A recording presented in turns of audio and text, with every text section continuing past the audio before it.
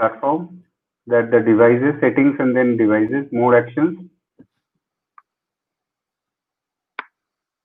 On the bottom right corner, you will see mode actions, then settings, then devices. Because now, is it okay now? Yeah, fine, that's it. Yeah. Is my voice okay now? Yes, sir. Okay. Well, good afternoon, everyone. Let me begin by conveying my greetings to all the panelists and participants for our webinar today, which is being organized to remember Amrita Shergil, who had passed away on December 5, I think about 8 decades ago. Now, on that day, Amrita Shergil was still about 2 months short of her 29th birthday. But what a life she lived, and what a mark she left behind as an artist, painter, and as a personality which captivated the imagination of thousands. So much that the government of India decided to name the cultural center in Budapest after her name, as she is considered one of the strongest symbols of cultural bonds and connections between India and Hungary. Now, by the time Amrita Shergil had moved with her family to Shimla in India as an 8-year-old girl, the charm of India was already cast on her. The influence on her family of her uncle Arvind Bhaktai, who was among the most famous Indologists of this time, was immense. In her childhood, Amrita Shergil had listened to so many stories and other narrations from her uncle, Arvind Bhaktai, who once had also confessed that he felt overwhelmed after reading the Hungarian translation of the Sanskrit work Shakuntalam, and felt as if some strange experiences from a previous life had come back to him. So India had become a mesmerizing experience and a place for Amrita. In fact, even before she started her journey. But after reaching India, she of course got fully immersed. She took lessons in painting and discovered for herself the Indian traditional art, visited sites such as cave paintings of Ajanta, etc. Now, these and other facts about her life are already known to the public. And I'm sure as Director Cultural Center, Ms. Tamja Shankar also spoke about her in the beginning.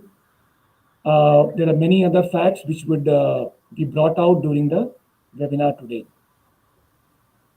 As for our work from the embassy and work from the cultural center in future, I think we should also strive to make the visibility of Amrita Shergil better in Hungary. Of course, no amount of visibility is good enough, and we can always improve. But while in India, Amrita Shergil is already recognized and acknowledged as a celebrated painter, we can again do much more here in Hungary to do something similar. Virtual exhibition of her paintings, producing more audiovisual material about her life, organization of paintings and poster contests in schools and institutions across Hungary, etc., are some of the activities that we can and should undertake over the next few years and in near future. In doing so, what needs to be kept in mind is that for promoting cultural cooperation between any two countries, the role of cultural icons is immense. In Amrita Shergil, we already have a huge cultural icon, and we need to build that icon strongly. This will not only provide the youth of today with a strong motivation to work for a strengthening of people to people ties between our two countries, but will also provide the necessary profile and visibility to the human connect between India and Hungary. So with these brief words, I wish the webinar all success. Thank you very much. Thank you, His Excellency, for giving a very befitting introduction to the webinar today. Today's webinar is going to be a very judicious mix of talks, discussions, some interactions, film, and some interesting trailers on the work that different people, the speakers and participants have done on Amrita Shergil. Coming up now, we are going to have a talk by Dr. Katalin Kesharu. She's eminent art historian of Hungary. She's a Hungarian award-winning artist and professor emeritus in the Department of Art History at ELTE University. She has also served as the managing director of the Ernst Museum in Budapest, as well as in the Kunsthal Museum. Amongst her notable exhibitions is on women's art in Hungary at National Gallery of Modern Art, New Delhi, and Amrita Shergil and her French and Hungarian connections at Ernst Museum. I would now request Dr. Kesharu to give her perspectives on the artist Amrita and her life.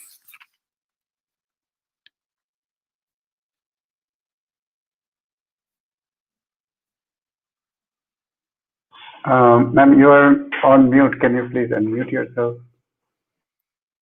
I am sorry. Thank you very much. So I just would like to summarize in two parts what I would like to say now about Amrita. One of them is a short story of her cult in Hungary, and on the other hand, I just would like to say something or only one thing about her painting, and this is an international phenomenon of that age, of the decade of the third decade of the century. So first of all, remembering an artist, a young and woman artist, on the anniversary of the day of her death is as staggering today as it could have been 79 years ago when her corpse were discovered. She was active in those days, planned a new life in Lahore, and installed her large exhibition in the capital of the former Sikh Empire, a cultural center since its mythical origin. The daughter of a Sikh nobleman and a Hungarian woman who has been familiar with European cultural life, we can see some next photographs on Amrita, who was born in Budapest. The next one, please. Since the rediscovery of the cultural richness of the early 20th century's Budapest, her birthplace has become one of the most important stops of the Budapest 100, the so-called Budapest 100 program. We can see the next two ones, and then I am waiting for the other two pictures.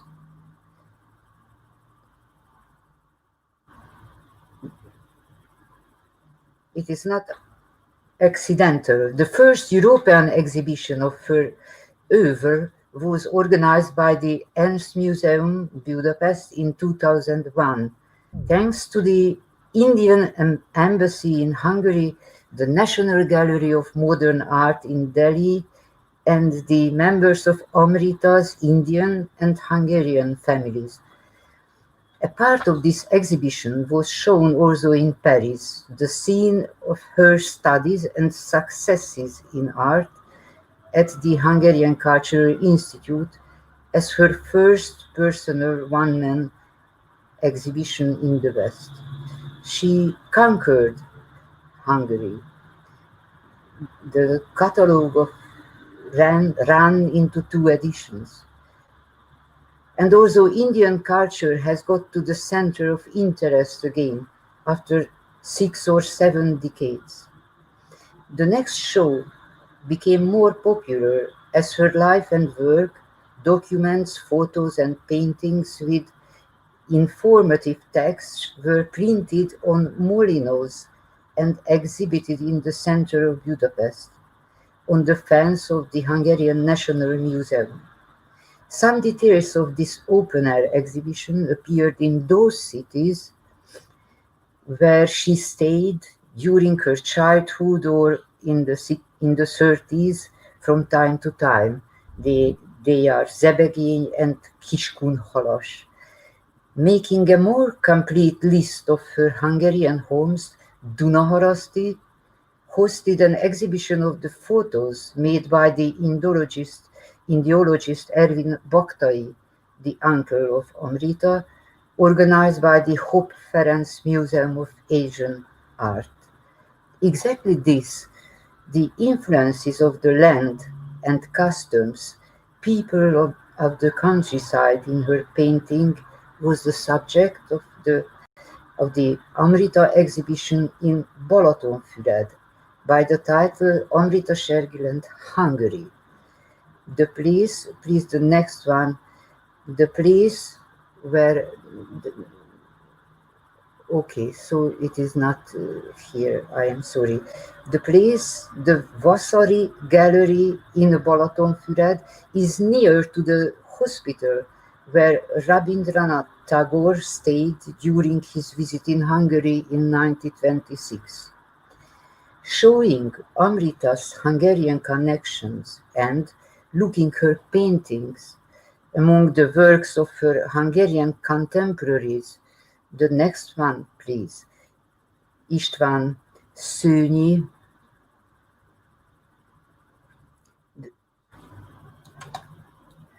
Yes, and Vilmos Abanovák, who were also deeply interested in the country life and rural life. An important chapter of the so-called city-centered modern art history became relevant. I have to mention here that after her studies in Paris and holidays in Hungary, Amrita herself made study tours all over in India. Of course, the Hungarian Information and Cultural Center in Delhi and the Hungarian Academy of Art and the National Gallery of Modern Art in Delhi to organize symposia and conferences about her from time to time, since Amrita has become the source of modern Indian art and one of the fighters for independence of modern India. And she became symbol of the Indian-European connections and Indian-Hungarian connections. Among others of the female way of thinking, women art in the world. In connection with this last subject, may I mention here some excellent women artists of her age, like Frida Kahlo in Mexico, Emily Carr in Canada, Georgia O'Keeffe in the US. Their paintings speak about the construction of the identity in a way which differs from the physical construction of the man. I am waiting for the next ones. Just, they are Amrita's, now we stop at this painting. So these women artists artist self-identification was based on the local, national, or native culture of their countries, which they looked as their own. They took their habit by way of monumentalizing the cultic objects, like Amrita did, and maybe we see some details of the American painters. The next pictures, please. Yes, this is the first was a painting of Frida, and the next one is from Emily Carr, and the next one from Georgia O'Keeffe.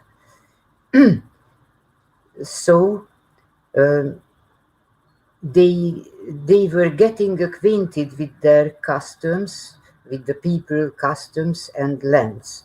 They all considered themselves as guards of the local, at the same time universal culture, according to the anthropological meaning of the word, for a new age. Amrita declared it in her statements.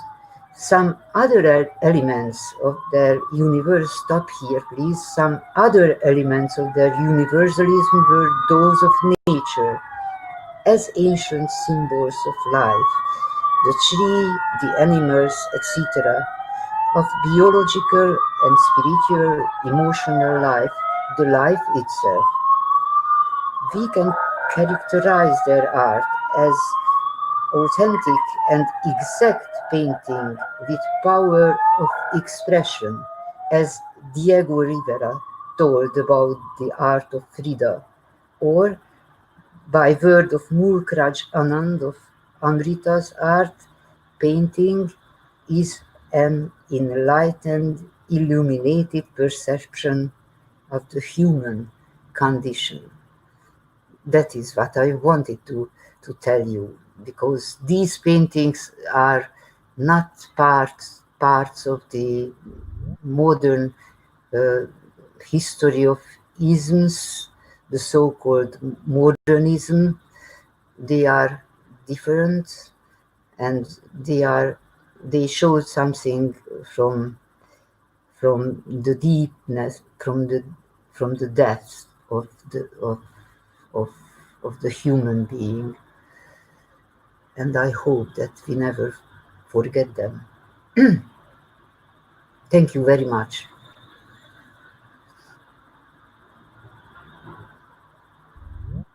Thank you very much, Dr. Keshru, for giving us an insight into these very fine paintings and the comparisons you did with eminent female painters of those times. Now we show you a 23-minute documentary encapsulating the vast and varied life of Amrita Shergil, which was really a daunting task for us to capture in just a short film by me and my team. It is just a window to her magnificent persona and her works. So I would like to share that film, which is called Amrita, A Story That Lives in Art. We will talk about this film a little later, but first you watch the film.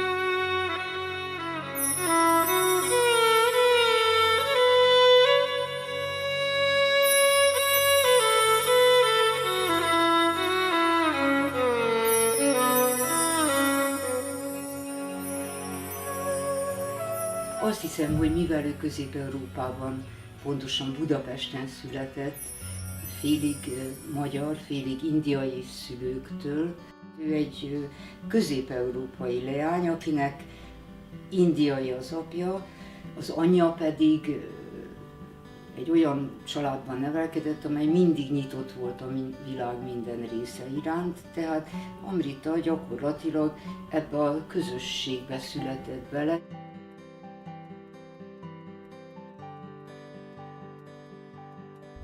Az umraó Shergilhez ment feleségül a Marie Antoinette, és az ő házasságukból született Amrita. És mentek volna Indiába, de kitört az első világháború. És hát akkor ugye az ellenfél, az angliás ellenfél volt Magyarországnak, ellenség volt, úgyhogy internálták őket annyiban, hogy nem engedték haza. Illetve az angolok befejlesztettek az umrónak az összes bankszámláját.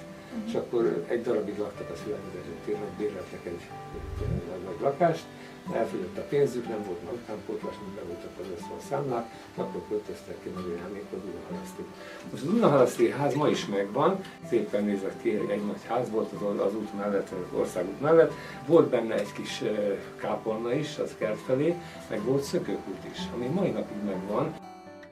Amritának a gyermekéveit határozta meg a magyarországi lét, a Dunaharaszti ház és az ebegényi nyarak, úgyhogy ő itt kapta, itt szívta magába a magyar kultúrát, és nagyon jól is beszélt magyarul, ahogy ez a levelezéséből és az anyjával való, ugye a magyar anyanyelvű édesanyjával való fennmaradt dolgokból is kiderül.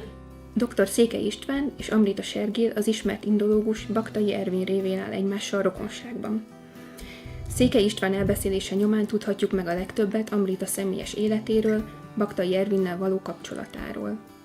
Amrita sajnos már nem élt, amikor István született, tehát személyesen nem ismerhette őt, de Baktait, vagy ahogy ő hívja, Ervin bácsit személyesen ismerte. Ervin bácsi 21 éves volt, amikor Amrita született.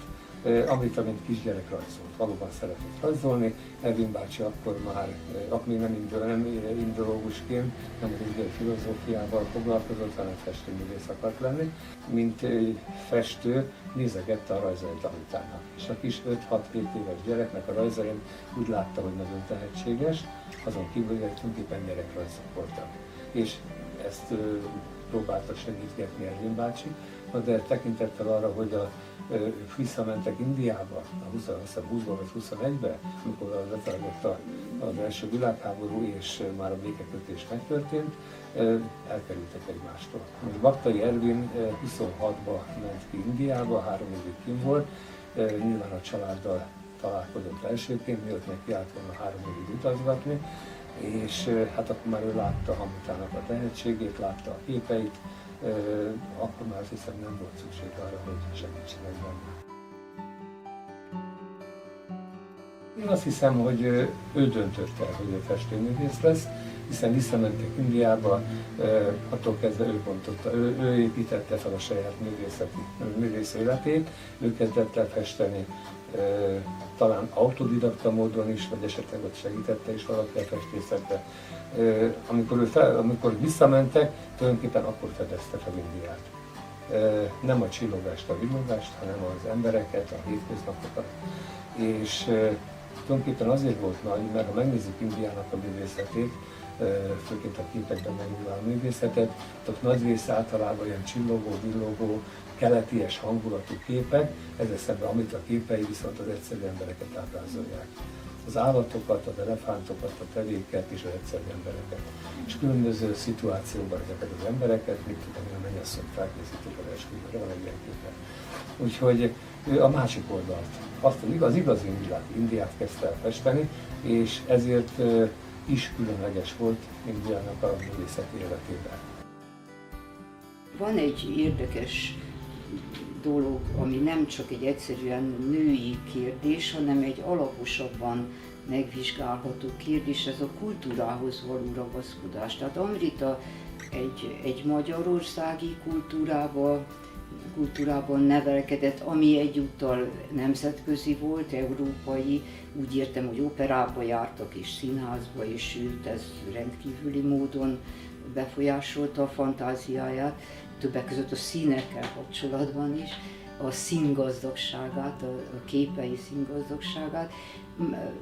Másrészt pedig Indiában az indiai festményei között nem csak azok a jelentősek, amelyek az indiai életképeit mutatják, és főként ezek női életképek, hanem azok is, amelyekben felmutat valamit élőlényként, olyan tárgyat, ami a kultúrában egy szimbólum. Ilyen például a Vörös agyag elefánt című festménye, amelyen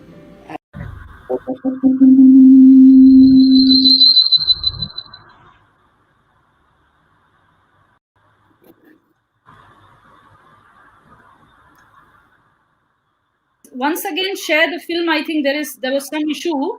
I would request all of you not to switch on your screen, because maybe because of that the film suddenly got interrupted. I will share it again. Please bear with me.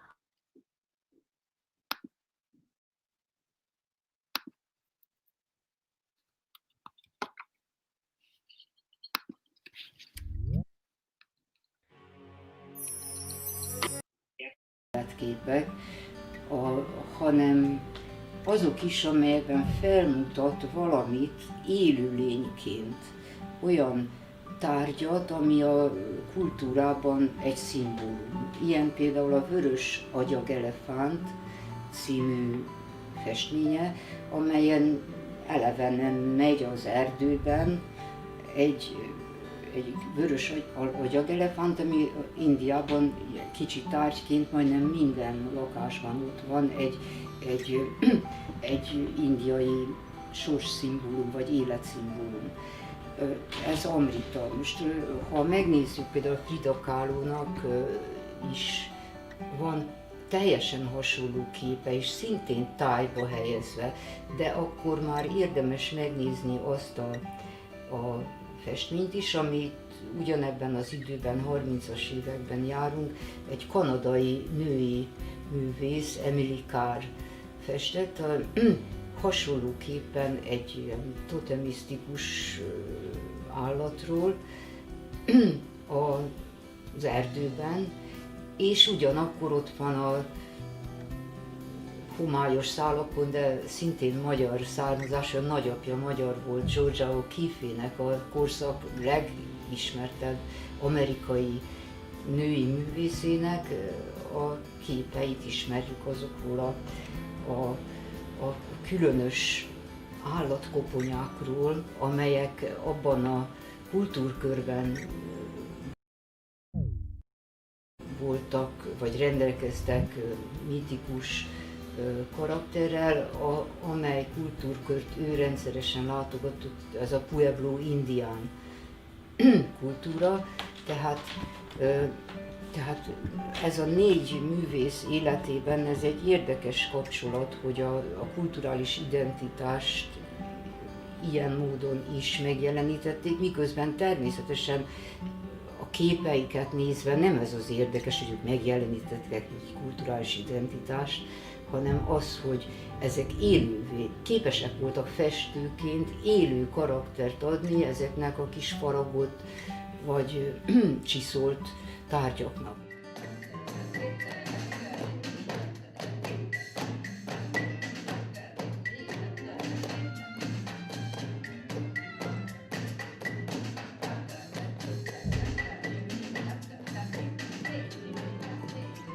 Mint magyarországi Bharatanatyam táncos, én egy ideig a Bharatanatyam tánc, tehát a dél-indiai klasszikus tánc bemutatásával foglalkoztam, viszont egy jó pár év után igényem támadt arra, hogy mint külföldi táncos egyfajta saját nyelvet mutathassak meg a színpadon. És akkor én elkezdtem keresni a különböző téma lehetőségeket.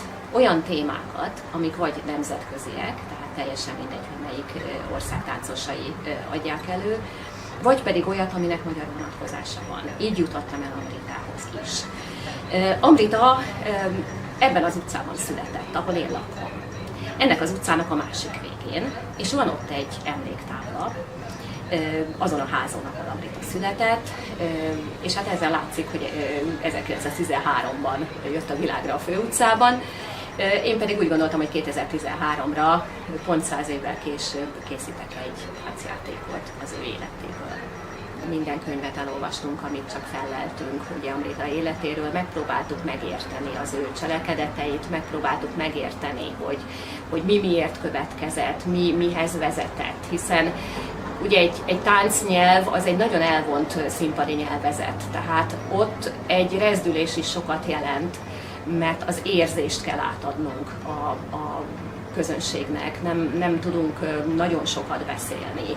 Tehát ha mi nem tudjuk pontosan, hogy mi az a pontos gondolat, az a pontos érzés, ami Amritában lehetett az élete során, akkor azt táncon keresztül még nehezebb előadni.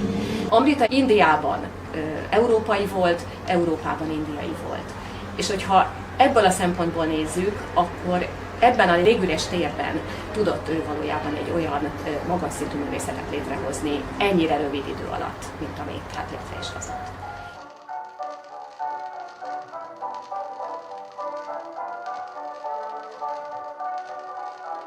Bennem az a kép alakult ki, hogy egy hihetetlenül nyitott személyiség volt, egy szenvedélyes ember, nyílt tudatú. Azt gondolom, hogy megelőzte a korát.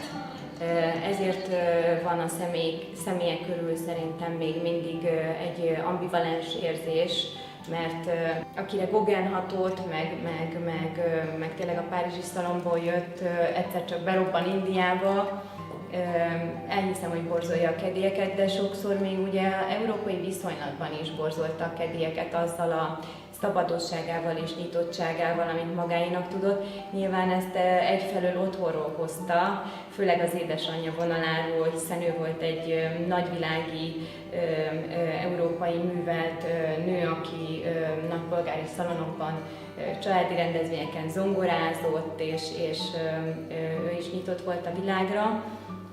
Hát Umrao az pedig az édesapja, az a másik oldala, és ettől érdekes Amritának a személyisége, hogy volt egy hagyománytisztelő, hagyomány követő vonal, és volt mégis egy ilyen hihetetlen nyitottság és szenvedély az életében.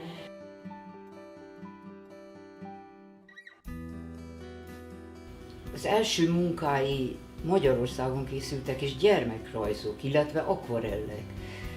Csupa színgazdag kis akvarell, vagy mesefigurákról, vagy a színházban látottakról, operákban látott különlegesen reprezentatív női szereplőkről, meg az édesanyjáról.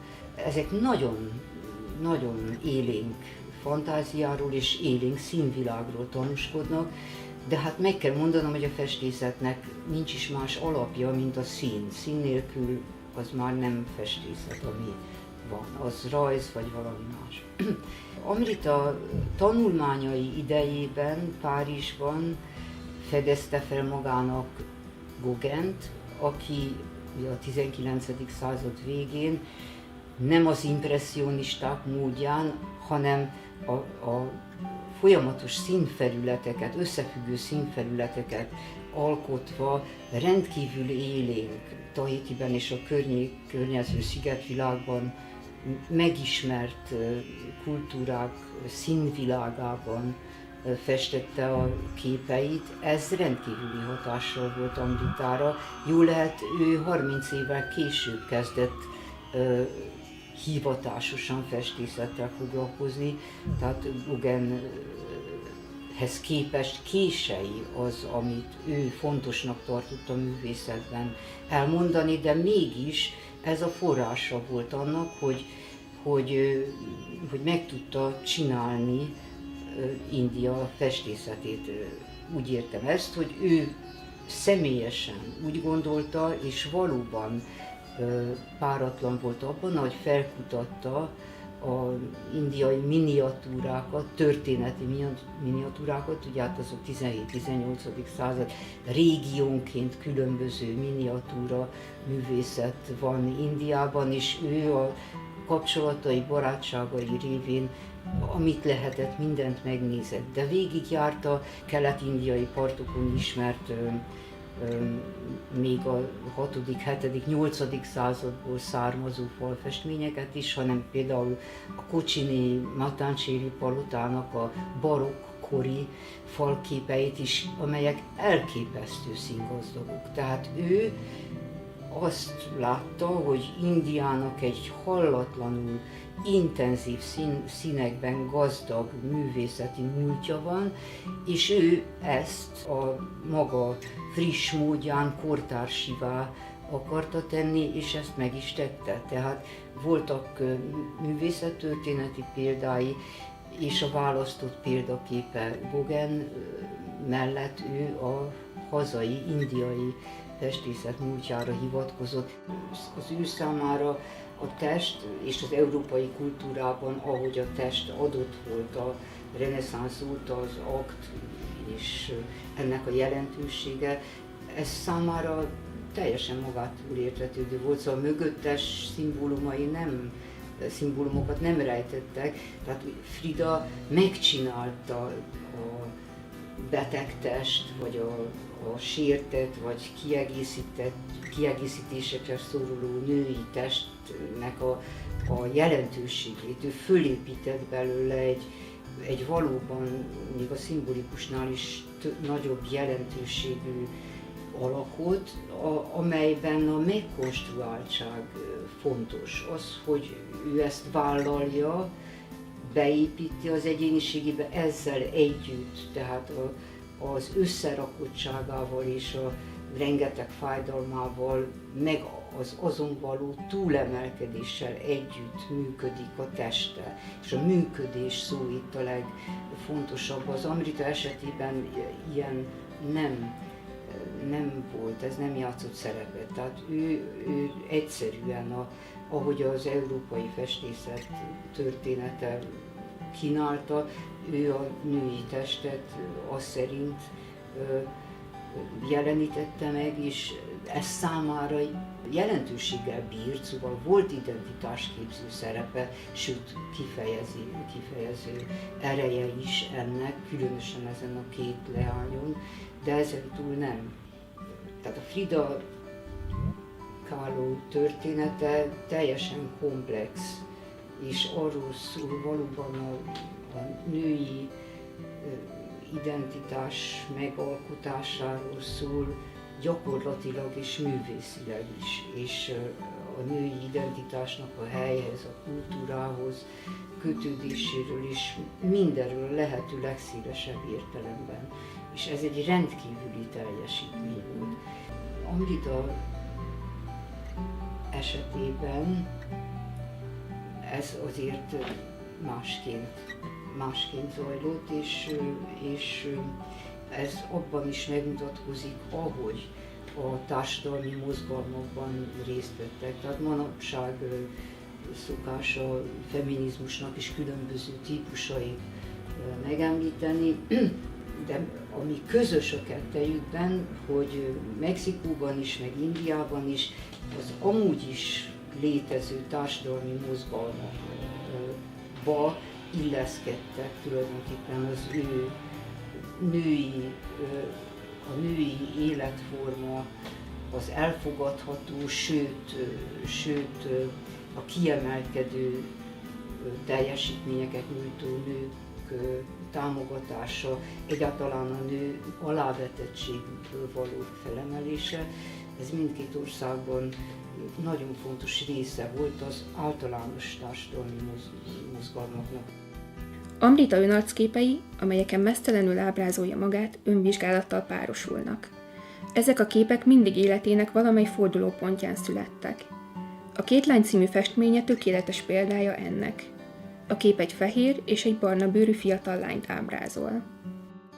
Azt hiszem, hogy az Amrita kettős természetének a képe ez, tehát önarckép két formában, egy indiai, meg egy európai változatban, tehát egy fehérbőrű, meg egy sötétbőrű változatban, és ez összefügg természetesen az identitásával, azzal, hogy ő ezt fel is akarta építeni magában, meg hogy tulajdonképpen egyik harcosává vált azoknak a társadalmi mozgalmaknak, amelyeket előbb Gandhi és másrészt Nehru indított, amely megmozdulások az önrendelkezés érdekében folytak, tehát az indiai nép és a népnek a legszegényebb rétegeinek is a jogai tisztázásához és hoz vezettek végül, és tehát ennek Amrita teljes szívvel támogatója volt, hangot is adott nekik. Ez a kettős személyisége, tehát azt is mondhatnánk, hogy ebben a két leány alakban egy Cézanne konstruktív figura, a szőke leány, a másik pedig egy Gauguin, a sötétebb bőrű, az inkább egy Gauguin gömbölyű vonalakkal jellemzett lágyabb személyiség, és ez így érdekesen mutatja az intellektusnak, meg az érzékiségnek a jelenlétét, ennek a kettősségét és egyszerre való jelenlétét is az ő személyiségében.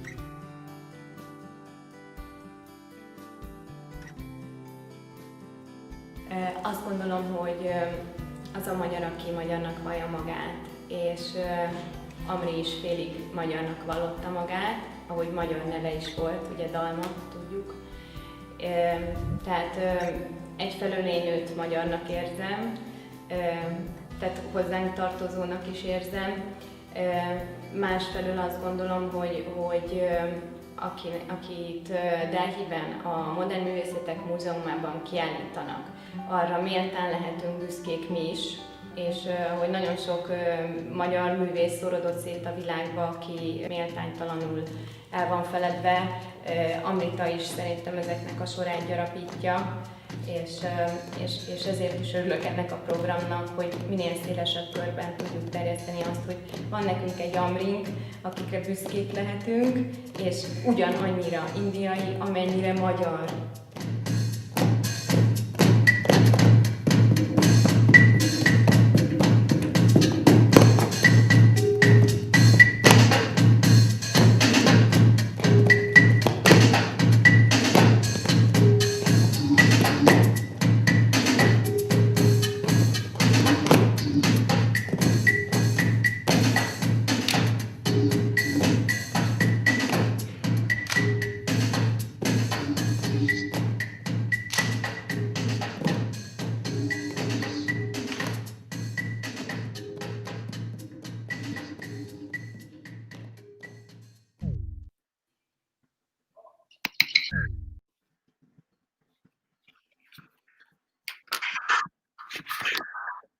So this was a short film on the life and works of Amrita Shergil, created by Amrita Shergil Cultural Center. And this was done for a particular purpose. Basically, there was an event happening, it's a folk festival, dance festival happening in UK, which was titled The Two Fridas. And for that project, that folk festival, for the project Two Fridas, we thought we could create a short film. Although, while we were conceptualizing this film, we just did not know how to develop a short film on Amrita Shergil, because there's so much to say. There's a lot of research available. There are a lot of things to talk about her paintings, about her unconventional view of life. She as a human being, as a person, the way she's perceived by her relatives. And that is one of the reasons why we just created this film from the perspective of 2-3 people, a researcher, a writer, a relative, and an artist who has seen and felt, in a way, not seen physically, but maybe realized what Amrita Shergil has contributed to the huge and vast field of art in the world. So that was a short film. You will be introduced to each a couple of people associated with this film as the webinar goes on. Now I would request our next speaker, writer Edina Stancic, to say a few words. She interviewed Dr. Istvan Sekei, a relative of Amrita, and then published a book on this. And that's how she got connected with us for this film. So I would invite Edina to speak about her experiences, as there are a lot of people. So I would request all of you to stick to your, the time limit considering the webinar. Edina. You'll have to switch on your audio, Edina. Please switch on your audio. It's muted.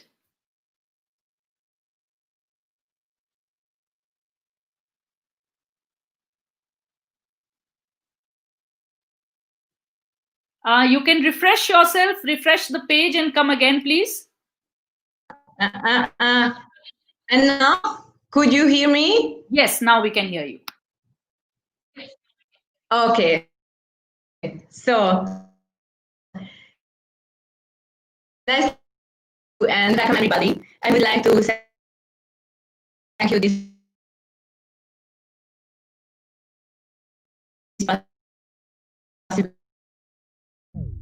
possibility. Mostly foreign literature. I also wrote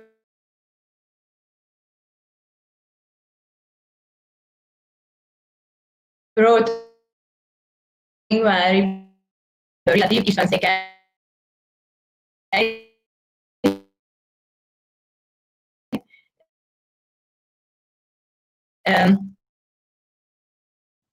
see high quality choreographies. Edina, could you refresh your page? Inspired by Amrita and her world, but more subculture, mostly for those who know and hear. Can you refresh your page? Can you just go on the top corner and refresh your page? Your voice is breaking and there's connection. Your internet connection is slightly weaker. So can you just refresh your page again? Oh, okay, I try it.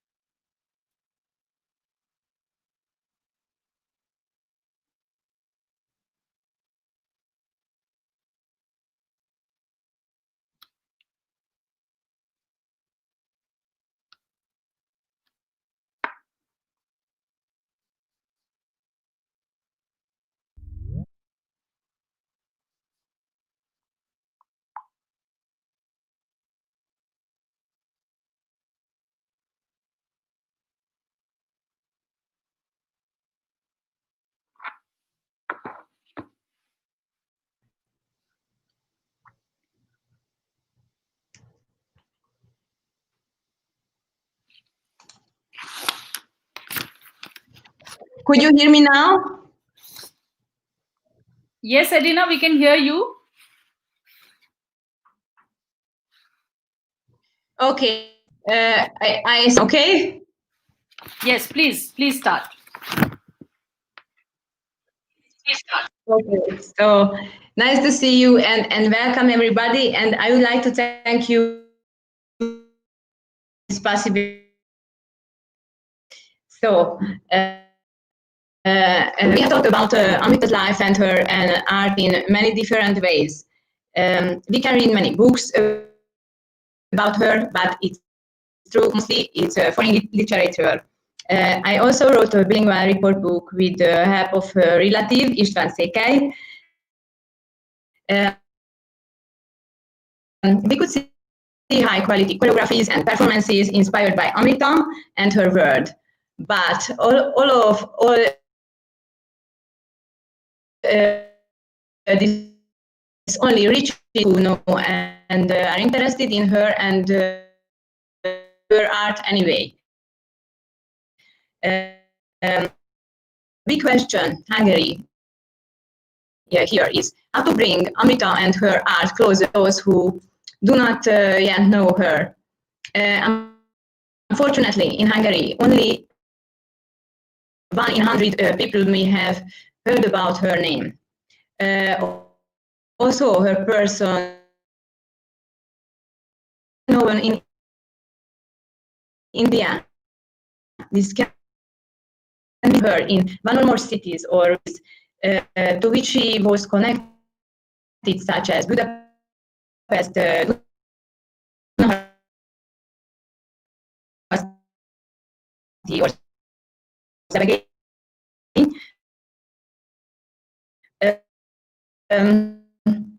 And right away, there are almost 1,200 in Budapest, of which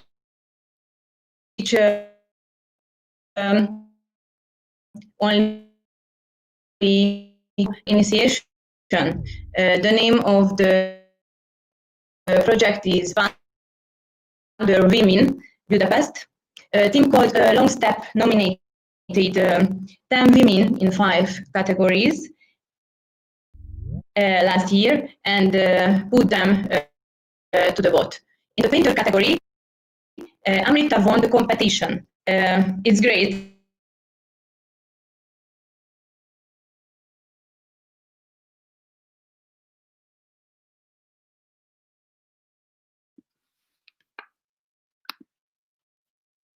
I think there is a lot of disturbance coming. Edina, are you offline now? There's a lot of disturbance. I think your internet connection has some breakage. So the disturbance is quite a lot. So maybe we will come back to you shortly. Maybe we can all switch off our video and then we can listen to you. But before that, I mean, I can move forward with our next portion of this webinar, which is kind of slightly interactive, just to make it a little interesting, so that it is not a one-sided conversation. So we will come back to Edina soon, and now I will talk about a very, very important person. Amrita Shergil, the artist has been depicted in numerous ways by dramatists, actors, writers, and dancers. It is unique to see how each creative person interprets the artist and a prolific life, And one such person is Ms. Panni Chomi. She's a senior Bharatnatyam dancer, choreographer, and leader of her own academy. And the academy's name is Shivashakti Kalananda. She created a play called Amrita, which has been applauded and appreciated for its creativity. So I would like to welcome Panni Chomi ji to the webinar now. Good afternoon to everyone. I'm so happy I was invited. I can be here. Panni ji, I will, ask some questions. I've watched your Amrita play, and we even had the privilege to have some of the clips in our film. So I thought maybe I could ask you, because it's not an easy thing to do, to create a play on somebody posthumously, first of all, and secondly, to maintain the storyline, to maintain the the narrative, as well as be creative and through dance. So it was, I think, definitely a very tough thing to do. What was your motivation to choose this person and this artist, Amrita, for your dance drama?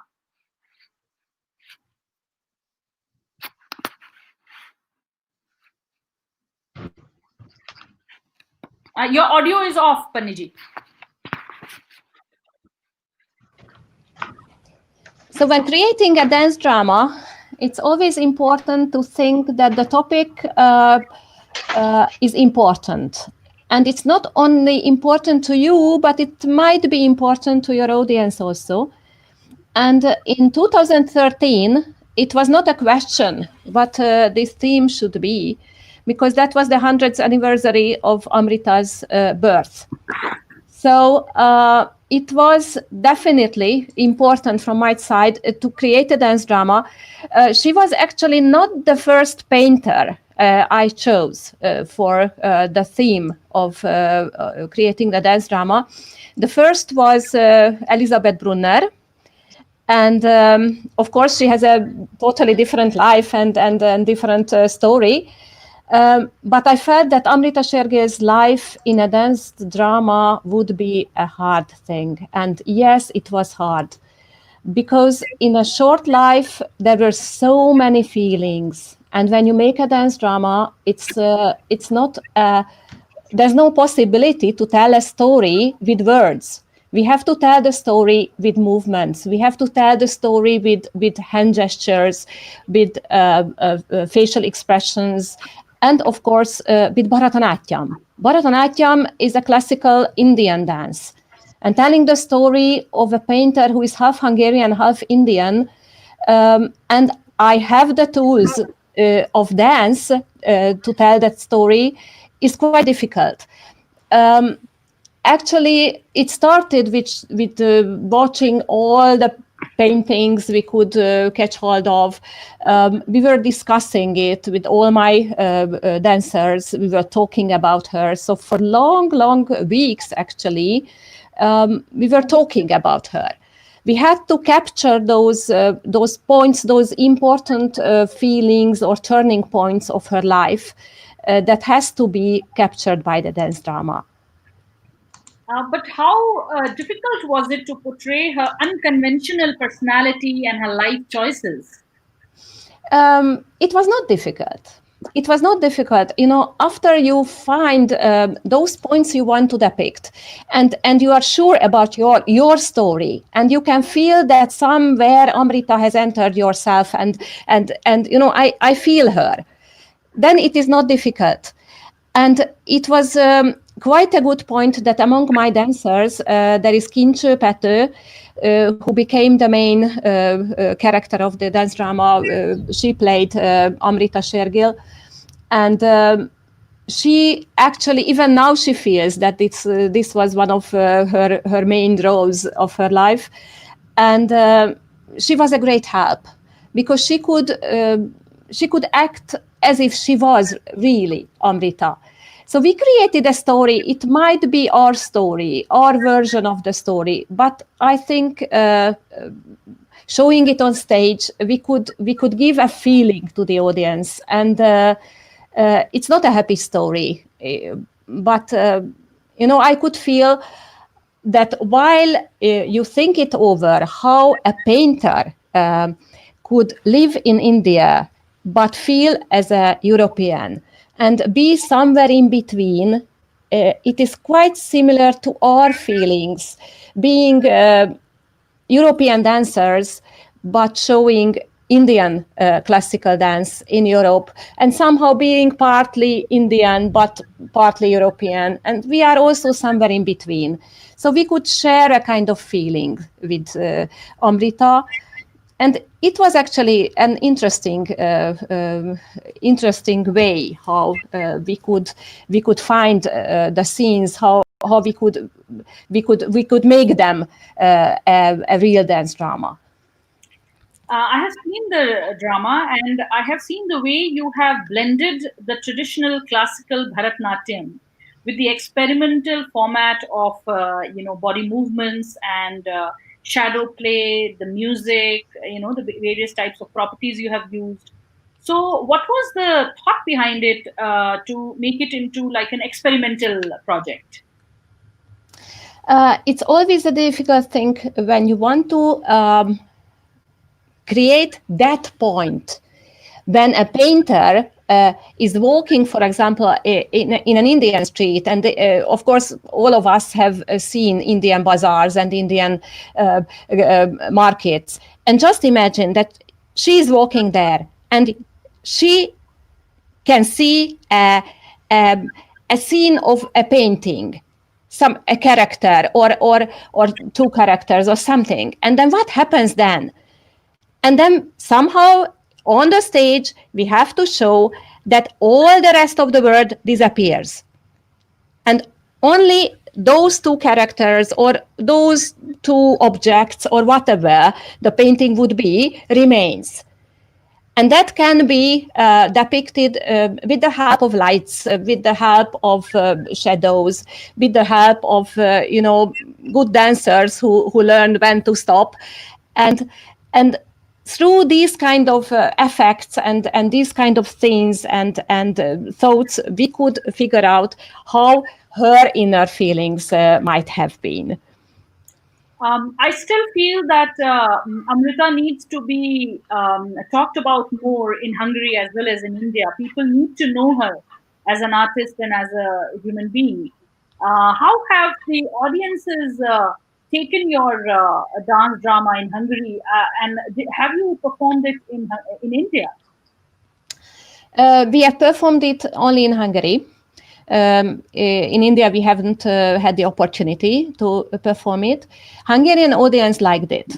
They liked it because it was not only watching Indian dance that they were used to, but we could give them a story. We could give them a story of a person who they could relate to.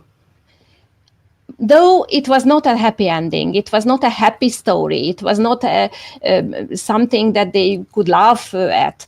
Of course, it was a moving story. But even then, I could feel that audience liked it and they understood what we wanted to convey. Thank you so much, Pandiji. Would you like to give closing remarks? Yes.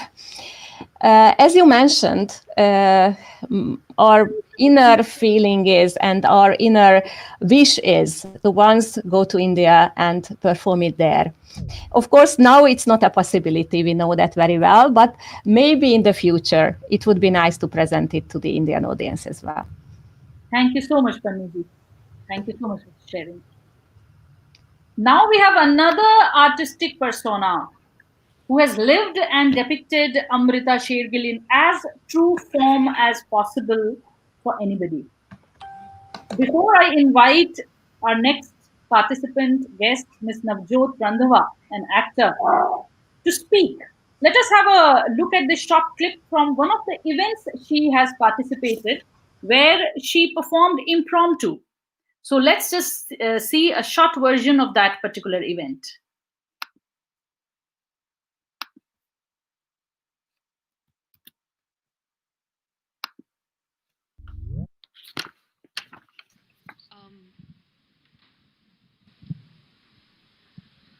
So I'm going to wear the hat because I'm transporting you to Paris of the 1930s.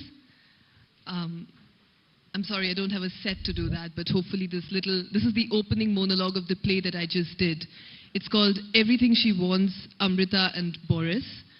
It deals with the relationship of Amrita Shergil with her French lover, Boris Staslitsky. The play is about her wild life in Paris.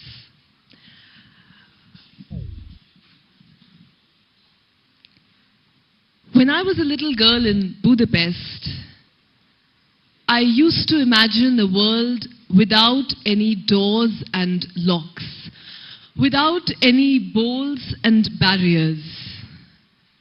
I used to ask Mummy, Mama, how can you be sure that the person who takes your permission to come inside and for whom you open the door will not walk out one day without even telling you?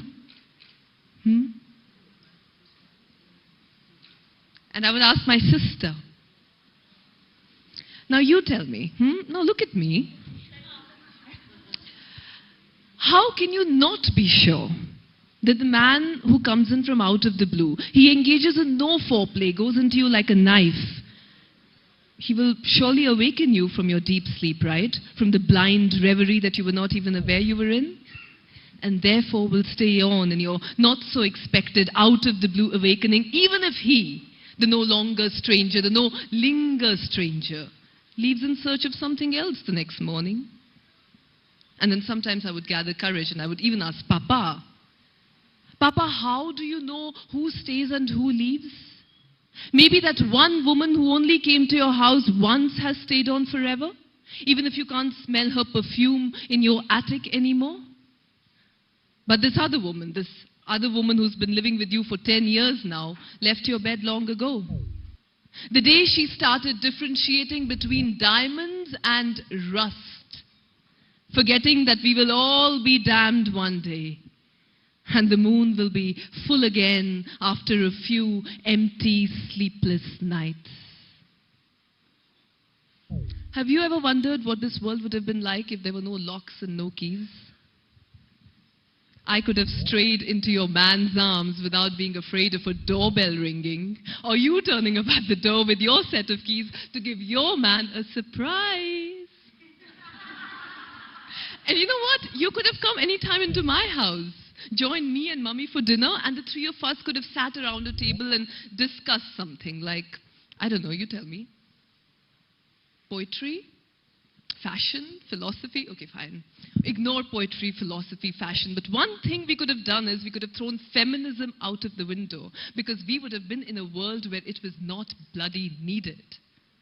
We would have been together without knowing that all of us were going to be together. And we would have loved each other without knowing that all of us were in need of each other's love. Because if I can love you and you can see me, then we don't really need any isms, do we?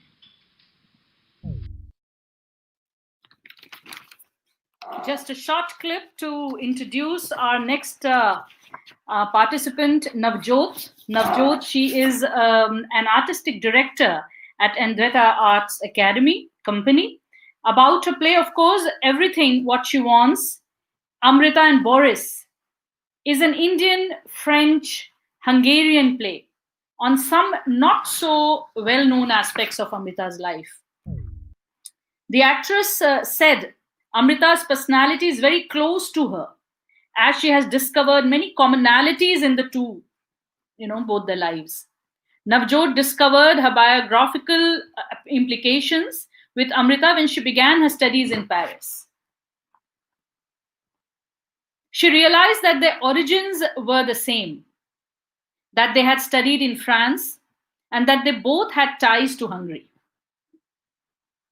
While Amrita Shergil is connected to the Central European country by her mother, the sister of painter Arvind Bhakte, and at one stage of her life, Navjot is educated by her father, who studied in Budapest in the 1980s. I would now request Navjot to share her experiences.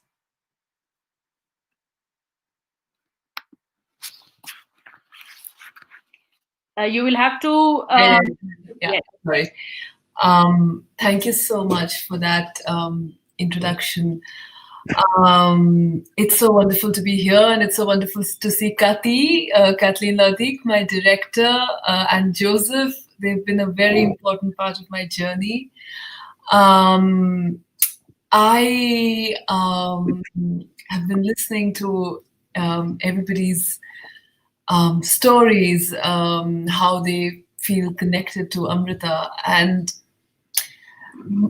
I feel like probably the best way to sum up my journey also is that for me it was an exploration of my identity as an Indian woman who had gone to study in Paris and whose father had been an actor and a student in Budapest in the early 1980s, as you said. And somewhere I felt that there was this Hungarian element and French element in my life, which just came together when I read about Amrita's life, because it just felt like, if I can use the word, like almost like a past life connection. And then, of course, when I met Kathy, it was like, it just all made sense. And, as an actress and a writer, it just became almost very urgent to write a play about her. And then I subsequently wrote a film about her as well, which hopefully will be made one day. We're trying to make the film. We're still trying. But it's been a journey of, I would say self-exploration, because she is a very big inspiration in my life. I have lived this character for so long through the play and through the film and through all the events that I've attended where I have performed both solo and with co-actors. And so I've lived with her for so long, I guess, that it just feels like she's more than a story to me. She's almost sort of, I don't know, part and parcel of my being. It probably sounds a little dramatic, but I wrote the script so long ago that it's not so much fresh in my memory, but yeah, I would say I wrote it. The motivation behind it was to sort of explore my identity as a Sikh Indian woman who lived in Paris for 5 years and whose father has such strong ties to Hungary.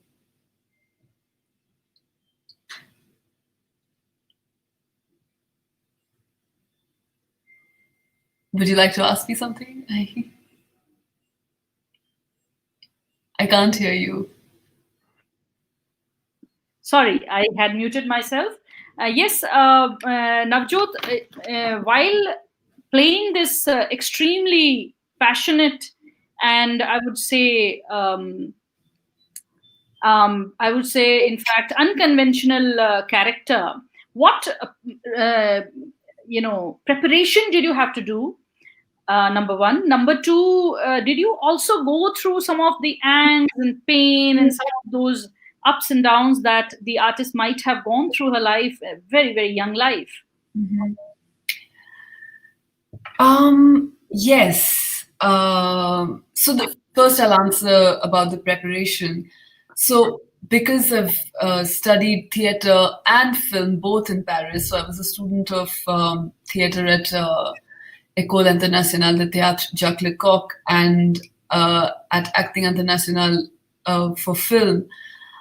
I guess the story somehow had already started taking birth in me, even before I formally sat down to write about her and to put it down on paper.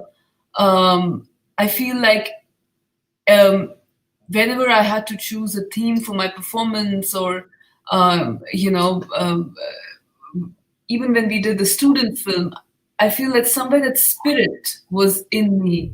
And I'm very thankful for that because I moved to Paris when I was 20. So I had lived the first 20 years in India, and then I lived from about 20 to 25 in Paris. So it was a very, how do I put it? It was a time when the mind is still very impressionable. And I guess because I learned the language, because I speak French fluently and I performed in French, I was studying in French, I think that preparation was not difficult because I just felt her. But putting it into a form, obviously, is thanks to Kathy, who's here with us. She helped me as a director, who, by the way, my father had worked with 35 years earlier in Budapest, in Hungary. And when I met her, it just felt like, again, like as if I'd known her all my life. So the preparation was just to sort of, feel the connection between the three different countries, India, France, Hungary, in myself and in the story that I was living at the time, and to just, put it in a structure. So that was the first part of your question. And the second, did I go through the same pains and agonies? Yes. I mean, at the India Today Women's Summit, they just decided to say that I've lived a life like hers, which is probably not completely true. I mean, I'm not a painter, but yes, as an actress, I think I've gone through a similar journey where I, in Mumbai, I was just exposed to this art scene, theater scene, where I made a grand debut and then suddenly discovered that this is my true calling. And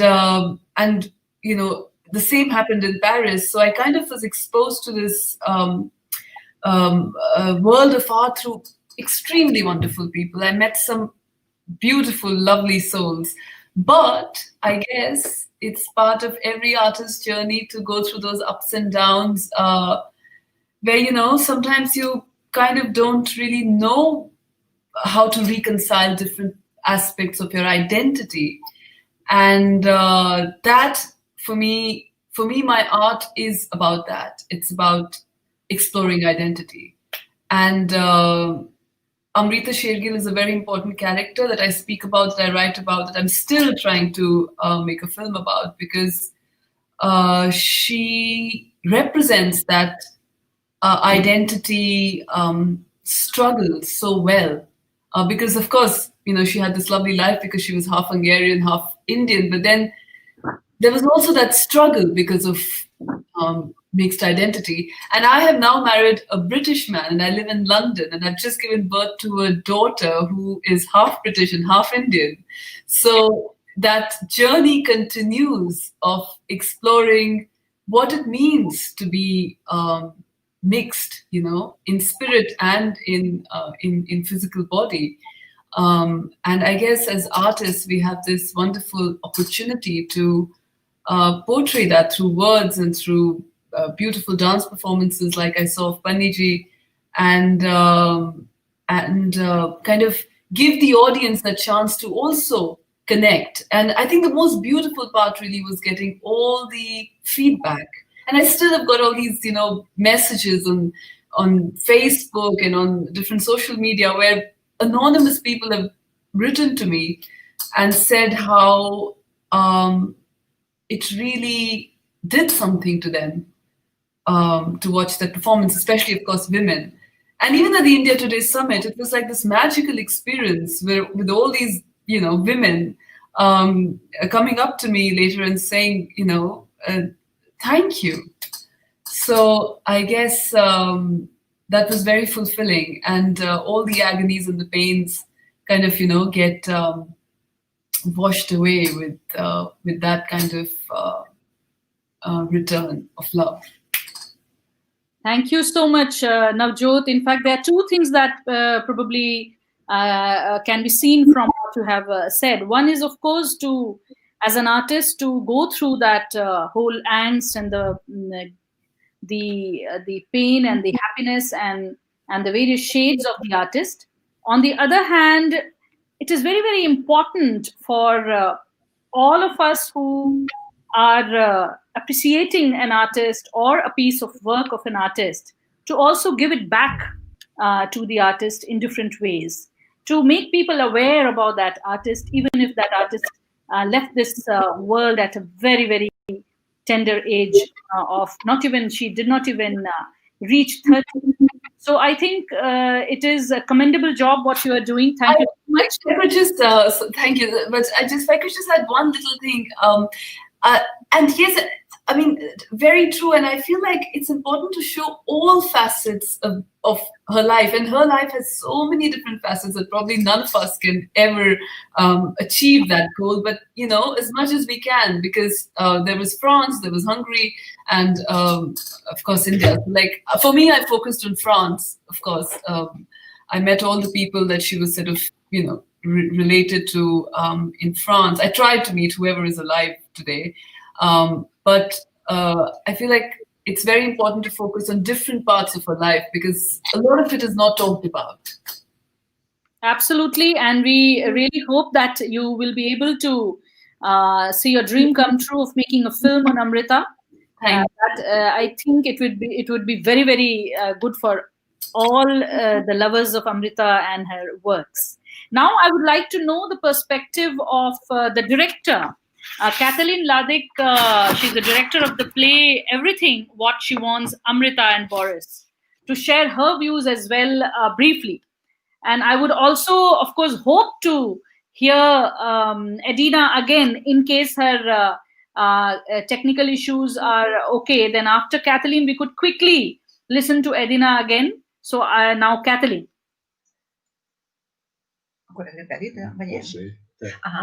Hello, everybody. Sorry, my English is very poor because I need a translator, Joseph, near me, and he will help me. Nagyon köszönöm Navjot Nivinek, Navjotnak a gyönyörű emlékezést a munkánkról és a bemutatásomat. Kathleen, thanks very much. Navjot's recording the common work they did in India, but starting in Budapest.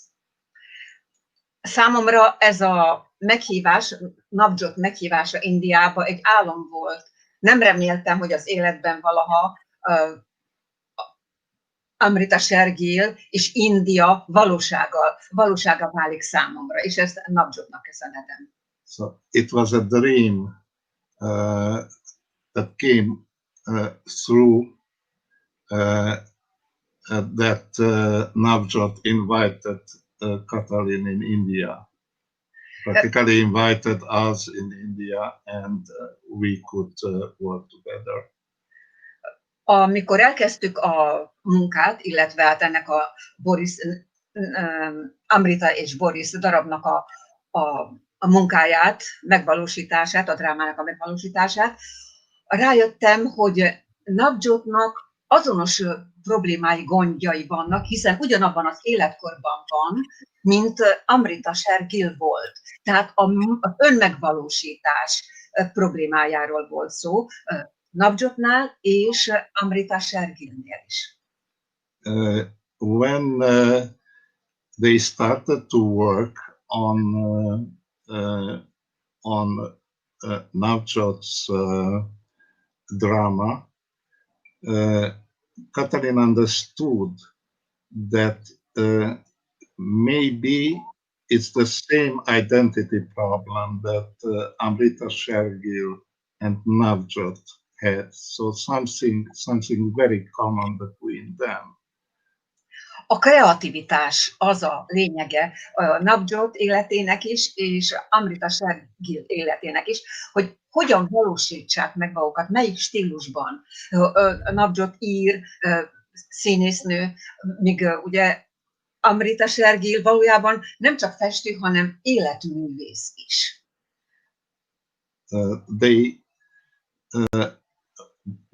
It's common between Navjot and Amrita, the self-realization desire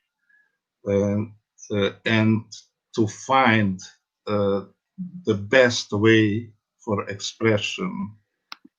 They used many different ways of expression. Navjot writing poems, Navjot writing drama, Navjot dancing, Navjot is doing a total art, and the same in another era, the same Amrita did many different things.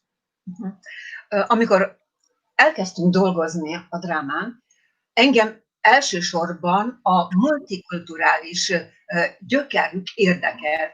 Tehát Borisnak, ugye, aki orosz származású francia festő, és Navjot, aki magyar származású indiai festő, de valójában európai művész.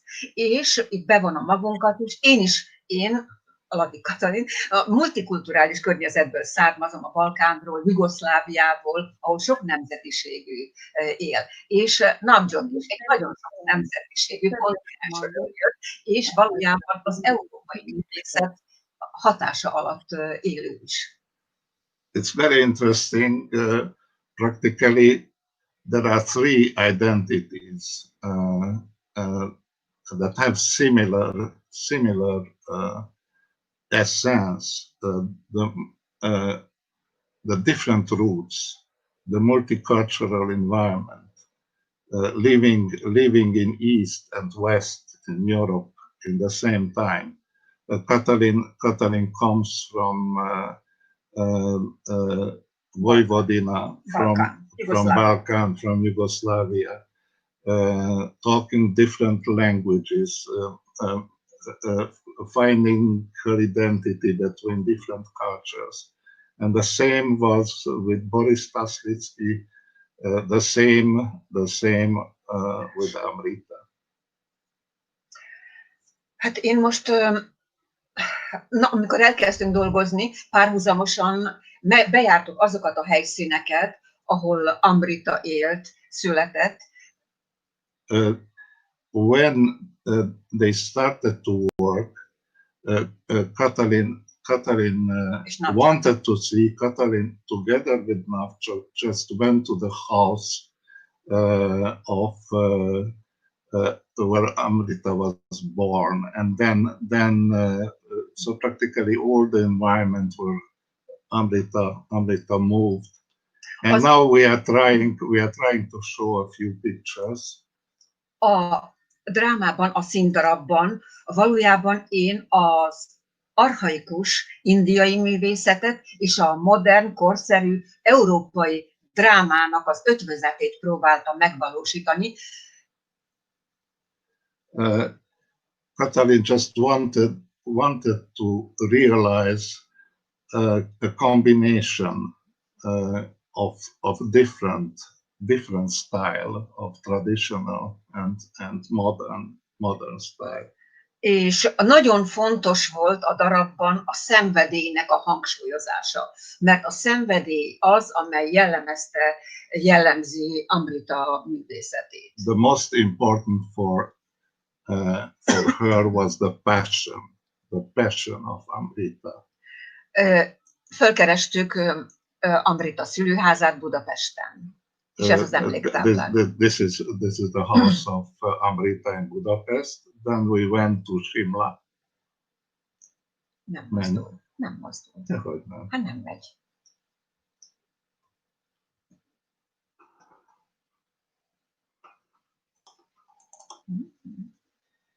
Aha. Hát akkor ez ugye a simlai háza Amritának, elvándoroltunk Simlába. This is the Shergil house in Shimla where Amrita lived. Ez már a darabból, ahol egy csodálatos jó színész partnere volt Navjotnak, Robin Jones. Nagyon csodálatos színész és partner volt, és jó munkatárs. This is a fantastic scene from the drama where Navjot had an excellent partner, Rob Jones. És amit mondtam, a szenvedély az nagyon hangsúlyos volt a drámában, a darabban kihangsúlyozva, látványban és zenében is, és mozdulatban. It was about passion. Ezt fordíts be. It's about passion, but in all the scenes, the passion dominates the scene. Nagyon minimális eszközzel dolgoztunk, nagyon erős fényekkel és színekkel, mint ahogy Amrita egész tevékenységére, festészetére jellemző volt az erős szín. Mi is erős színnel dolgoztunk. És sok vérrel. They worked with very strong colors, with a lot of blood, which is somehow analog with Amrita's paintings. Ennyi, ugye? Yeah. Akkor köszönöm szépen. Thank you. Thank you very much, Kathleen. Thank you so much for sharing your views and experiences and memories with us, because I feel that it is also very important to share experiences and memories so that people who are not much aware about such personalities would come to know about the work as well as the life of that person. So it is very significant to share the memories. And now before we move on to our next person who I would invite to speak and to share her experiences, I would now want to know if Edina, would you like to talk about what you were speaking? You are still muted, so you'll have to unmute yourself and please try again. Although still your connection is showing weak, but you can try once because you were interrupted last time. Would you like to briefly talk about yourself? I would also request all the participants to be brief because we have two more important people to go forward, plus we have to show another film.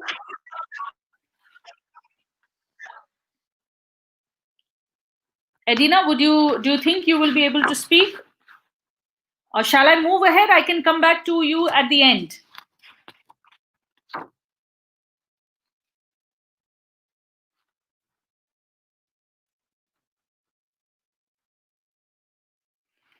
Okay, so now I move on to our next person with us, who is Ms. Olga Maloney.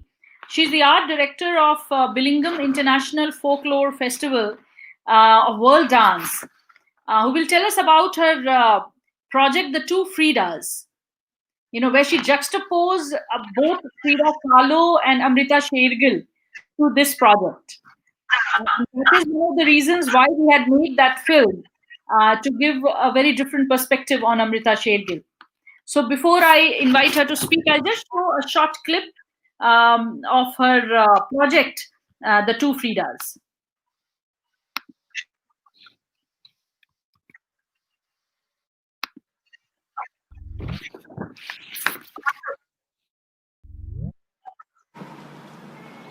I used to feel Hello, can you hear me?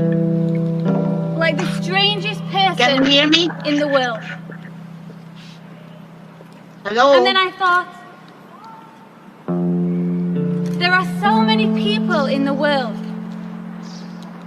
There must be someone as bizarre and as flawed as me. I used to imagine her, and imagine her thinking of me. So, if you're out there, then yes, it's true. I'm here. And I'm just as strange as you.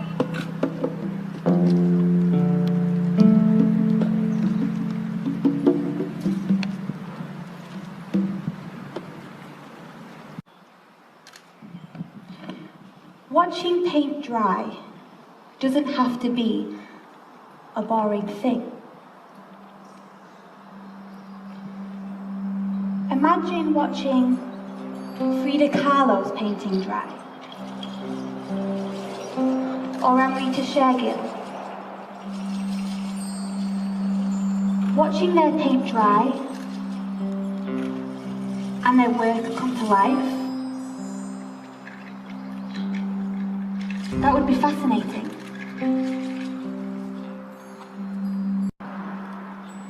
Frida Kahlo was a painter from Mexico. She drew portraits and self-portraits. Amrita Shergil did the same. She lived in Hungary and then moved to India. It's told that they never met. But their lives were so similar, it's almost as if they were united, yet apart.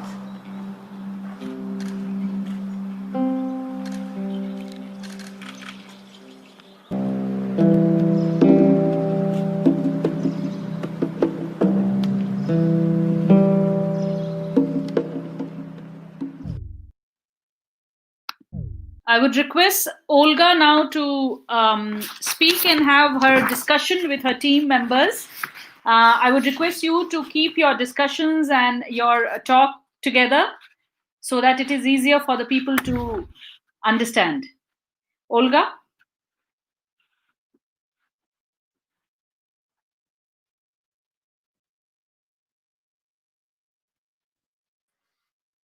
I was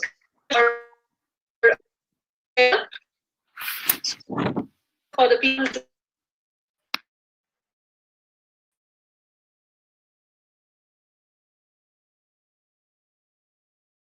Hello? Yes, please continue.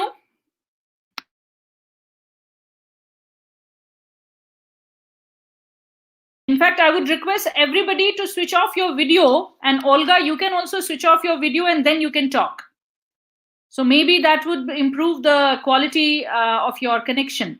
We will just switch off our video, everybody. And Olga, I would request you to speak.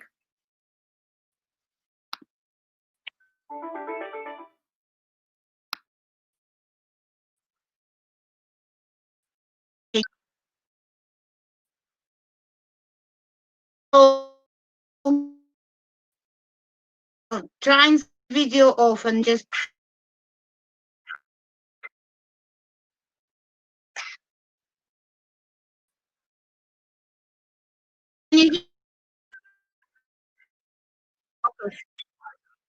Yeah. Okay. Hello, and first of all, I would like to thank Amrita Shergil Cultural Center and especially Tanuja for inviting us to take part in this event and for your great collaboration in creating the film. The life and paintings of Frida Kahlo have always fascinated me, and while researching Frida, I came across Amrita Shergil, who I've never heard before. After further research, I found fascinating and incredible parallels in their lives and work of these two outstanding female painters. There were a lot of similarities in their lives, including the fact that they both came from a mixed background. Similarities in their work, which reflected the pride in their heritage, their love of people, their cultures, animals, nature, the use of colors, and the fact that they both were creating self-portraits. That's how the idea of the two Fridas performance was born. The performance, which tells the story of these two remarkable artists living on opposite sides of the globe, who never met but yet had so much in common. Through the medium of dance, Indian classical Kathak dance, Mexican dance and contemporary dance, the fusion of Eastern and Western music, live narration, and live painting on stage.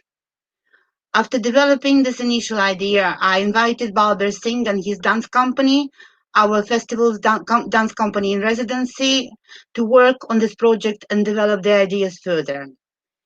The two Fridas were premiered in September at the Bowes Museum in County Durham in England, and this project was funded by Arts Council England. I would now like to invite Balbir Singh, the artistic director and choreographer, to tell us about the creative process behind the two Fridas, and also our two dancers, Kimberly Hardy and Abhirami Eswar, to briefly tell you about the experience of creating and performing in the show. Thank you.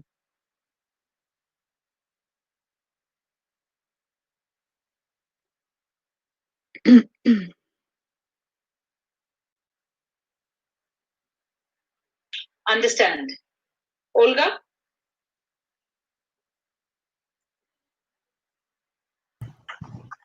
Yes, please continue. Did you hear me?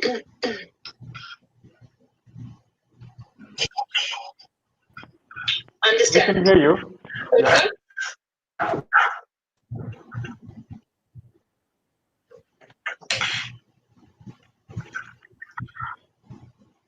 Okay, did you hear my presentation now?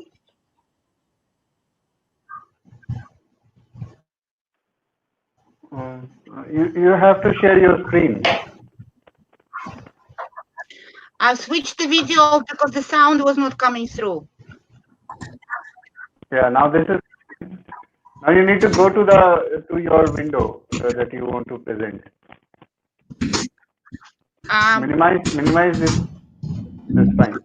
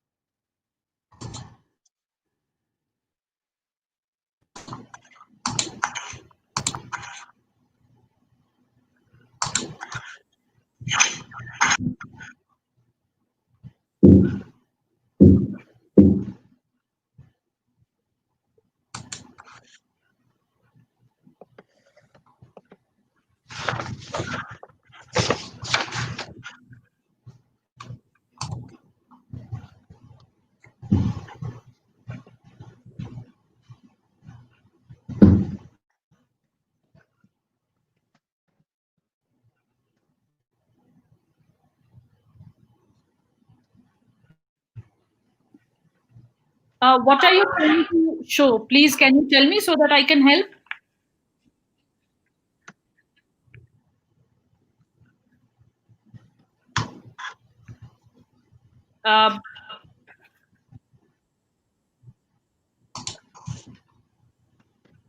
I would suggest whoever wants to speak can speak first.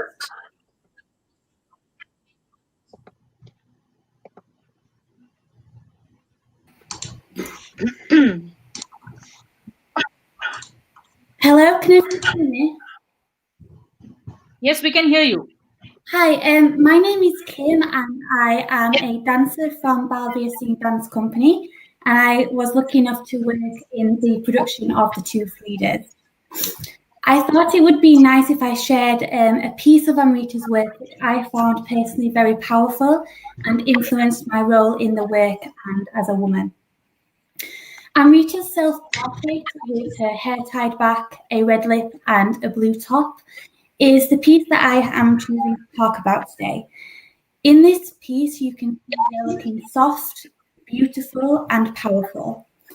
She shows herself in a light which is confidence, and being brave enough to showcase yourself with such confidence, I found inspiring.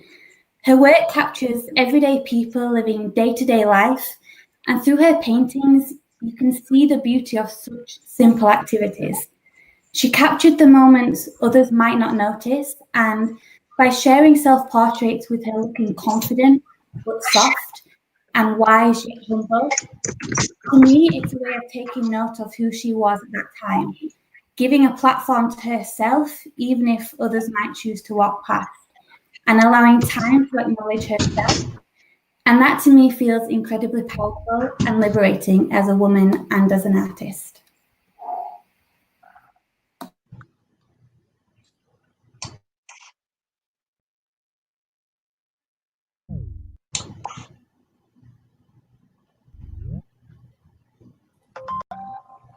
Hello, everyone. Can you hear me? Yes, Abby, yes, speak, yeah. Hi. So I just wanted to, I'm one of the performers in the Two Frida show. My name is Abhirami and I'm a Kathak dancer. Just to let you all know, Kathak is a North Indian classical dance form. So to talk about Frida, Two Fridas is a very special piece that I've performed. A section that is very interesting yet moving is called Mirror, and that is one of the most powerful sections that I've performed, to be honest, where both Frida and Amrita are brought together through imagination to give the audiences an idea of how similar they were in many aspects of their lives. It felt, like I said, it felt really powerful to me, bringing their struggles, hopes, and energies together. It truly underlines the phrase, united yet apart. So we would like to introduce Balbir Singh, who will speak a little bit more about the piece.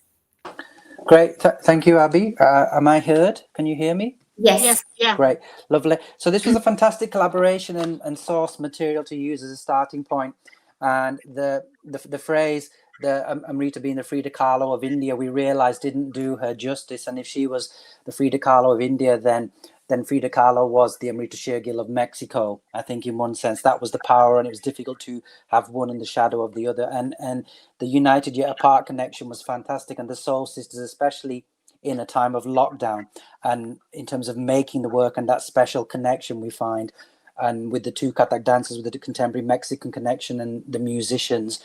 And we had a set of cubes that were made of a mixture of their individual paintings as well as portraits of themselves that took on different shape in different ways. So the work had its own strong visual presence. And we opened the whole piece, as you saw in a little bit of the footage, about paint drying and lockdown having its moments of boredom. But however, if you're watching Frida Kahlo's work or Amrita Shergil's paintings dry, that is not a boring thing. And so I think it's about finding beauty, and their work is so strong and present even in the modern day moment, and the connection that audiences have and the inspiration they take from Amrita Shergil as a role model is incredible. So especially during lockdown, this was such a rich project for us. And I'll just hand over to Olga, the festival director, to finish. Hello everyone again. So to finish, just to tell you that we're still working with the two Fridas. We're hoping when the conditions with all the restrictions are better to take it on tour in spring 2021 around different locations, theaters, outdoors and indoors, and adopting different versions of it in the UK. If you have any questions, please. We can move forward now. Thank you so much, Olga, and your whole team, Balbir and Abhirami, and all of you to join us for this webinar on Amrita Shergil and remembering her contribution, remembering what she has given to the world at a very young age. So we will move on now, and we have our next speaker, Dr. Margit Kovac. She is the assistant professor of Hungarian at Delhi University. She came to Delhi as a visiting lecturer and has stayed there ever since. She has been a fellow with the Indian Historical Research Council, the Indian Philosophical Research Council, and the Indian Sociological Research Council. Since 2004, she has been teaching Hungarian at Delhi University's Faculty of Slavonic and Finno-Greek Studies. She has published numerous papers on Hindi and Hungarian literature, comparative literature, and sociological studies of literature. In 2001, she edited a collection of Hungarian fiction in Hindi, Abhineta Ki Mrityu. I invite Margit to throw some light on the Indian perspective of the artist, Amrita Shergil. And before we close, of course, I would again invite Edina to finish that small portion that was interrupted by the poor internet connection. So before that, Dr. Margit, please. Thank you. It's really, I'm really honored to be here in this wonderful gathering. Really, I'm really surprised. It is so wonderfully, everybody spoke wonderfully about Amrita and her work and their identification with Amrita. I want to speak about Amrita Shergil's relationship to languages and literature. Her language, I don't know whether my screen is seen. Is it shared? Switch on your video. No, yeah, everybody can switch on your video now because I think internet connection is good. Yeah, but somehow it doesn't open. And I wanted to, yes, thank you. No, not yet. My camera is not starting. You can type letter V from your keyboard to switch on the video. Why I can't keyboard? Yeah. Yeah, from keyboard you can type letter V. V for victory. Yes. I'm trying, but it's not working. Okay, it will open. As in between, I closed it, and now it doesn't open. I wanted to share my. I wanted to share just a few slides with you, but I think if it's. Madam, can I try to share it? I have the file. Yes, please, do share. Mári Eszter vagyok, akkor megpróbálom minden, jó? Jó, köszönöm szépen. Szívesen. So, about Amrita Shergil, I want to speak about Amrita Shergil's relationship to languages and literature. Her relationship to languages and literatures, Hungarian, English, and French, expressed the tension that was underlying her work, the tension about cultures, belonging, and movement, which many people touched. Yeah. Hungarian was her, yes, you can open, Esther. Kinyithatod. Hungarian was her first language, which she learned early in her childhood. Her correspondence with her mother was throughout her life entirely in Hungarian, and with her sister Indira in Hungarian, and later, after 1926, mixed in English and Hungarian. She received her first diary in 1920 at the age of 7 from her uncle, Ervin Baktai, and after that her interests can be followed on the basis of her diary entries. Her child, now you can open, okay, maybe, Esther, you can open it now. Próbálom, mindjárt egy pillanat. Nem akar kinyílni valamiért.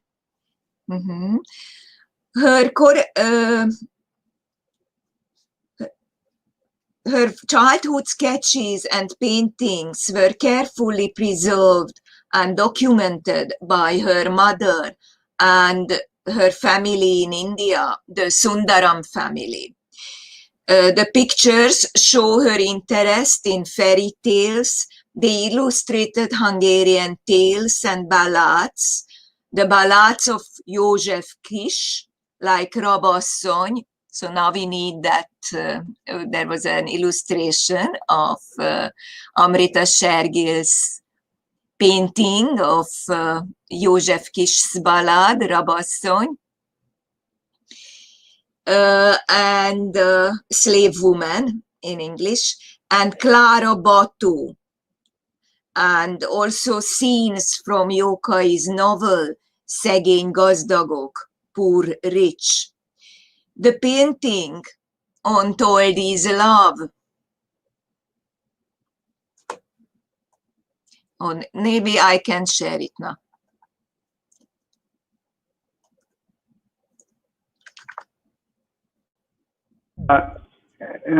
Sorry to interrupt. Sorry to interrupt. In that case, ma'am, the previous one who was sharing needs to stop the sharing. Okay, so Esti, igen, most akkor én megosztom. Leállítottam. Köszönöm. Yeah, that's fine. You can go ahead. Yeah. Yeah. Valahogy. Can you see now? No, you have stopped the sharing. You please start again. Okay.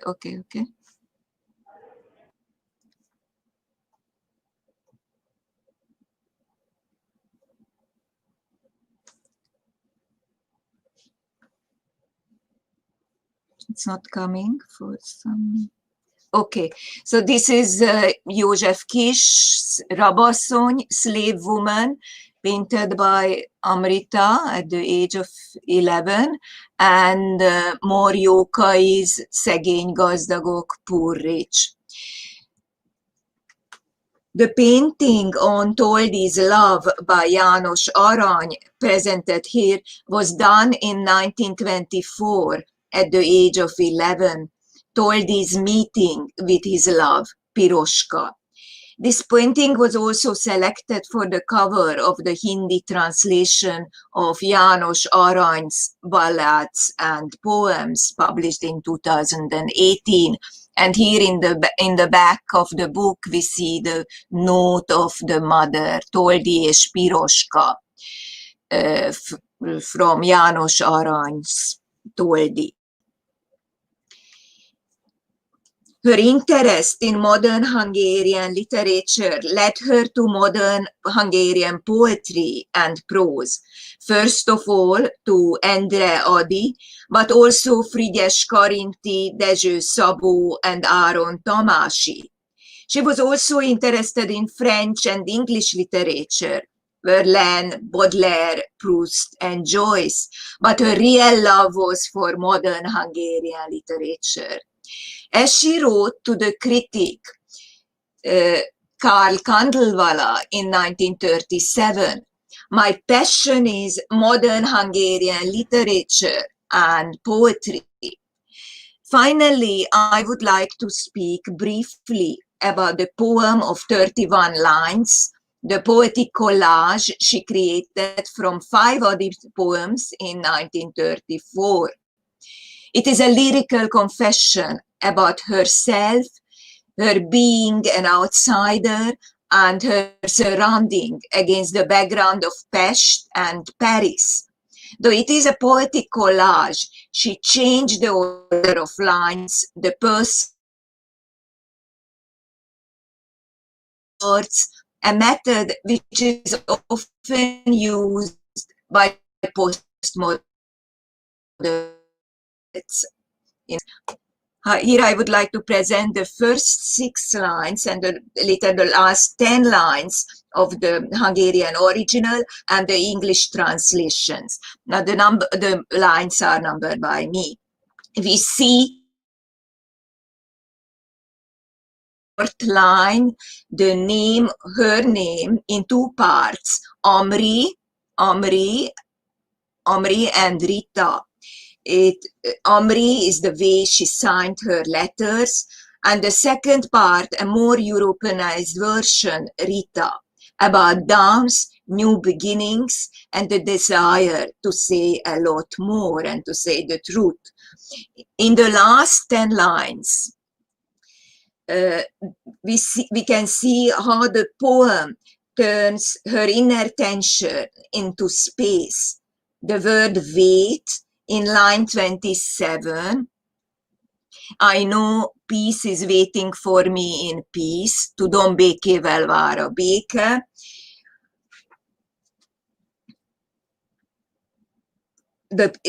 And the place beyond the hills. The space beyond the hills is said diversion, and at the same time, the space for trials and new beginnings. In 1934, she wrote the poem as a collage, and in the same year, in 1934 December, she took the decision to return to India and settle down here. As she said, I quote, "I can only paint in India. Europe belongs to Picasso, Matisse, Braque. India belongs only to me," unquote. The poem was an indication of the decision of a new beginning in India that turned her into one of the greatest painters of her age. Thank you for your attention.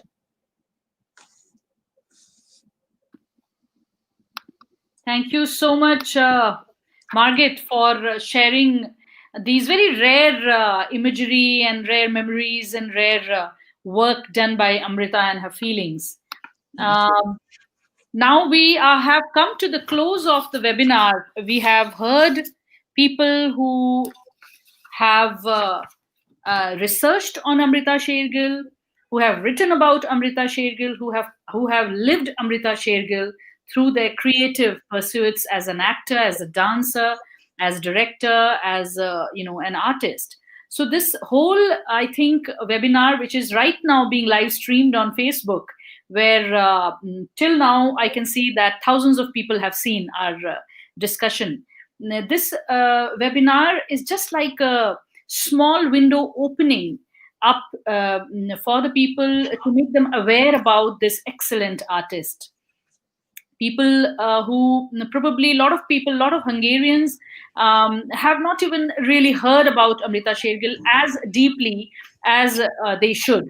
And the same goes for India. But in order to bring details about Amrita and her life and her contribution, it is important for us to have discussions and have webinars like this. We will just try quickly once more to see if Edina can still connect, and quickly tell her what she was interrupted twice during the webinar before I close this session. It has actually gone quite long now. Edina, would you be able to speak quickly? Okay, I try for the third time. I try again in a few sentences. So I would like to thank you for the possibility. And we have talked about Amrita's life and her art in many different ways. About her, but it is literature. Also read a bilingual report book with the relative István Székely. We could see high quality choreographies and performances inspired by Amrita and her work. but all of this only reaches a narrow circle, as you said,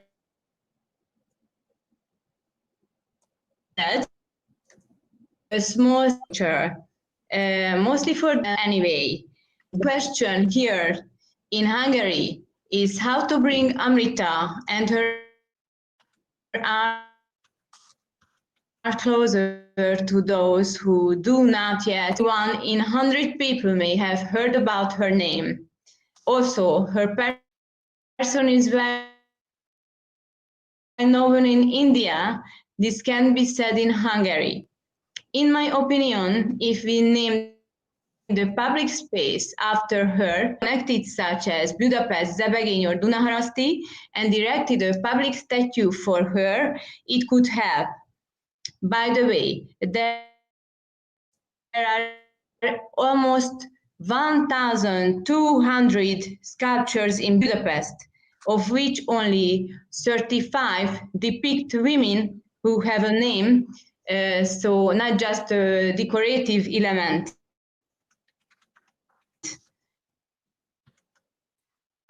I heard about a sculpture is Wonder Women Budapest, a team called Long Step nominated.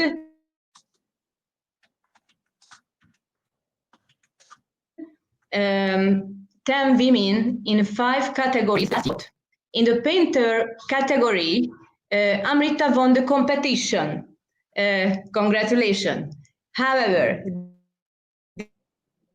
this project is over. So motivation exists, but unfortunately there is no financial resources. However, that this is already a great result in Hungary, and I hope that in the near future it will become a reality. We never give up. So thank you. Thank you very much, Adina. In fact, very pertinent points you have raised. That yes, to spread awareness, it is important for people to see, examples of what Amrita Shergil was in terms of names of streets and statues and various other things. But it is also very important to spread about her, talk about her, emote about her, perform about her, and to transfer whatever she has given to the world in a very short period of time in different ways. And that can be beautifully done by artists and painters and writers. So we come to the close of this webinar. Thank you very much, all the people who joined us as speakers, as participants, and all the people who are right now connected with us on the Facebook as well as YouTube. Taking the quotation of Margaret forward, she also said one more line in the same quotation, that India belongs only to me. As I put my foot on Indian soil, a change not only in subject and spirit, but in technique as well. So this is a very, very important line spoken by Amrita Shergil herself about what India gave to her. And that is one of the reasons why she was so close to India. Thank you so much, all of you, to contribute in all different ways in commemorating today's significant day, in remembering this artist par excellence. And we hope to see a beautiful film on Amrita soon, which has not yet come. A good film, feature-length film on Amrita and her life. And all of you, thank you so much for contributing. And we will hope to meet soon. Before I leave, I would like to tell you that Amrita Shergil Cultural Center is coming up with the 6th Indian Film Festival. Not, just like that in an auditorium, but on 2 Hungarian television channels. So all of you, please tune in to our Facebook pages and keep in touch, and we will be coming up with more events from Amrita Shergil Cultural Center. Namaste.